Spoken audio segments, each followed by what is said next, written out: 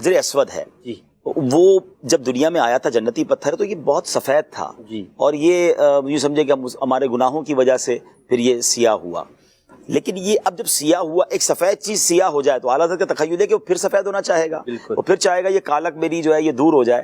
تو اب تمنا جو حجر اسود ہے وہ جو مکے سے حج کر کے اب مدینے جا رہے ہیں نا، تو حجر اسود تو وہی ہے، تو وہ مدینے جانے والوں سے کہہ رہا ہے کہ دیکھو تم تو وہاں جا کر آقا کے در پہ سجدہ کر کے اپنی کالک جو جبیں کی ہے یعنی سر کی جو کالک ہے، گناہوں کی کالک ہے، وہ تو مٹا لو گے.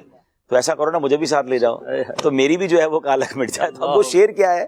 کالک جبیں کی سجدہ در سے مٹاؤ گے، سبحان اللہ، مجھ کو بھی لے چلو یہ تمنا حجر کی ہے. کالک جبیں کی سجدہ در سے چھڑاؤ گے، کالک جبیں کی سجدہ در سے چھڑاؤ گے، کالک جبیں کی سجدہ در سے چھڑاؤ گے، مجھ کو بھی لے چلو یہ تمنا حجر کی ہے، مجھ کو بھی لے چلو یہ تمنا حجر کی ہے.